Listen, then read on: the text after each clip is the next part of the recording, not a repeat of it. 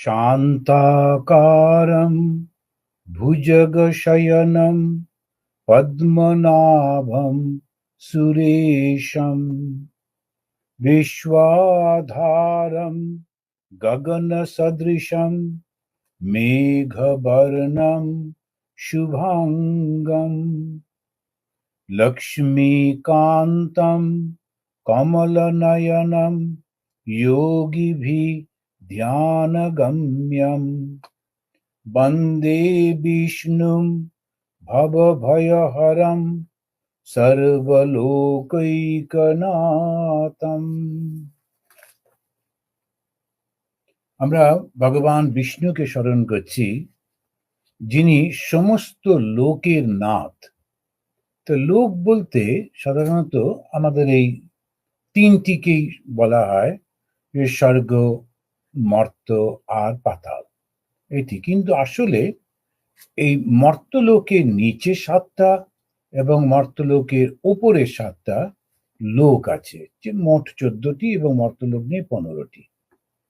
এবং বলা হয় যে এই মর্তলোকই হচ্ছে কর্মভূমি, আর বাকি যে দুটো, যে স্বর্গ এবং নরক, এরকম ভাবেই তো আমরা বলি। এখন ওই 7টা লোককে বলা হয় না, নরক হচ্ছে শেষটা, তো এই নরক বলা হলো। আবার এই স্বর্গ থেকে আরো উপরে উপরে গিয়ে ব্রহ্মলোক পর্যন্ত, তো ওটাকে শুধু স্বর্গ বলা হয়। এই 14টা যে লোক, এটা হচ্ছে ভোগভূমি। তো ভোগভূমি মানে কি? যেখানেতে আমরা আমাদের কর্মফলটা ভোগ করে আবার এই মর্ততে ফিরে আসি। একদম যদি আমরা, এই যে দেবতা বলা হয়, তো প্রকৃতির ওপরে নানান রকম ক্ষমতা ওদের থাকে। কেউ অগ্নি দেবতা, কেউ বায়ু দেবতা, ইত্যাদি ইত্যাদি। এছাড়াও যক্ষ আছেন, এরা নানান রকমের শক্তি থাকে, খুব ভালো কাজ করেছেন, অনেক সৎ কাজ করেছেন, ফলে তারা এইগুলো পেয়েছেন সমস্ত। কিন্তু মুক্তি পাবেন না, আবার তাকে ফিরে আসতে হবে এই কর্মভূমিতে। এই কর্মভূমি হলো আমাদের এই পৃথিবীটা। সেই জন্যে মানুষের জীবনটা অত্যন্ত গুরুত্বপূর্ণ। এই মানুষের জীবনের ওপরেই ওই অতটা গুরুত্ব দিচ্ছেন ভগবান বারবার করে।